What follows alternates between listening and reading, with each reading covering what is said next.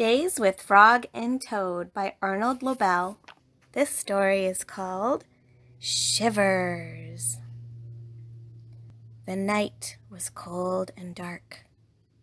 "Listen to the wind howling in the trees," said Frog. "What a fine time for a ghost story." Toad moved deeper into his chair. "Toad," asked Frog, "don't you like to be scared?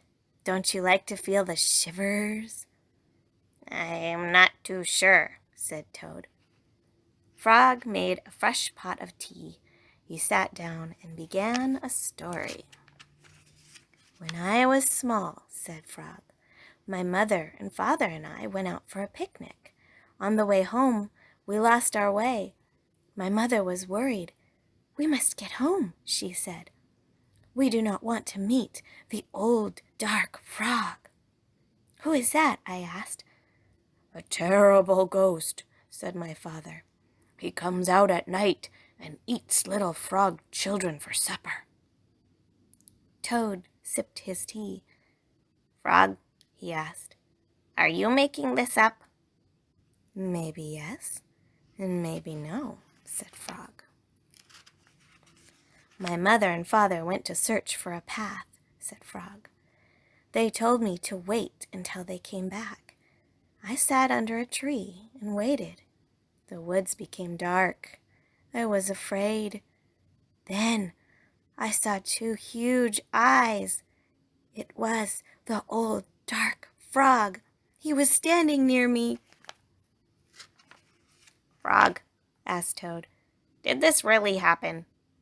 "Maybe it did, and maybe it didn't," said Frog. Frog went on with the story. The dark frog pulled a jump rope out of his pocket. "I am not hungry now," said the dark frog. "I have eaten too many tasty frog children, but after I jump rope 100 times, I will be hungry again. Then I will eat you." The dark frog tied one end of the rope to a tree. "Turn for me," he shouted. I turned the rope for the dark frog.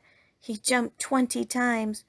"I am beginning to get hungry," said the dark frog. He jumped 50 times. "I'm getting hungrier," said the dark frog. He jumped 90 times. "I am very hungry now," said the dark frog. "What happened then?" asked Toad. "I had to save my life," said Frog. "I ran around and around the tree with the rope. I tied up the old dark frog. He roared and screamed. I ran away fast. I found my mother and father," said Frog. "We came safely home." "Frog," asked Toad, "was that a true story?" "Maybe it was, and maybe it wasn't," said Frog. Frog and Toad sat close by the fire. They were scared. The teacups shook in their hands. They were having the shivers. It was a good, warm feeling.